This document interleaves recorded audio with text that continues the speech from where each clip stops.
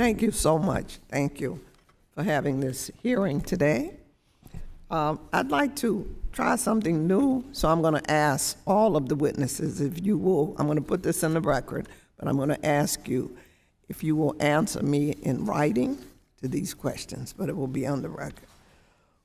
What are your own organizations who are leaders and innovators in credentialing and work-based learning doing to address the gap that exists in soft skills acquisition, such as team building, communication, collaboration, which are also in high demand by our employers? That's number one.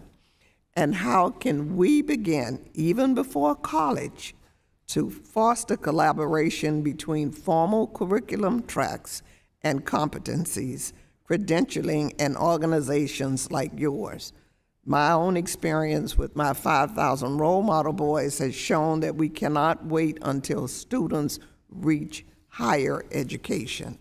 And how would you propose collaborating with leaders in higher education, particularly at large urban public minority-serving institutions and HBCUs, so that they can benefit from your proposed models?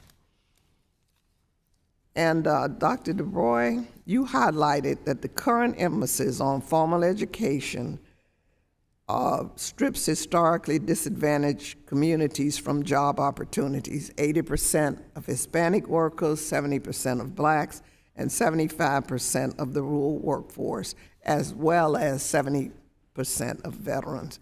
Could you share with us additional ways in which skill-based hiring could further improve the job prospects of historically disadvantaged groups? Absolutely. There's quite a bit of racial segregation in our labor force today. In fact, if you look at the Black Star population, workers who are Black, have a high school diploma, do not have a four-year college degree, what you'll see is that they're actually concentrated in a really small subset of jobs. In fact, there's 25 jobs that account for 50% of Black stars in this country. What I think skills-based hiring allows employers to do is actually think about how workers in a number of occupations that are lower or middle wage are actually building skills that are transferable to higher wage occupations. Our study of 130 million transitions in the US labor market in the last 10 years actually suggests all of us make these transitions with our skills. Workers with a college degree, workers without a college degree.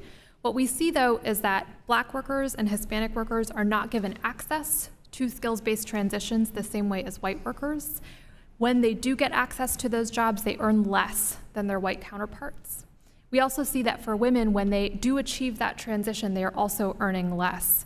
So skills-based hiring is a really critical and important lever for employers to actually surface and find a lot of talent they seek today.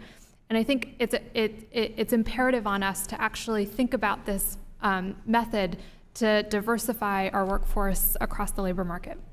Thank you for the question.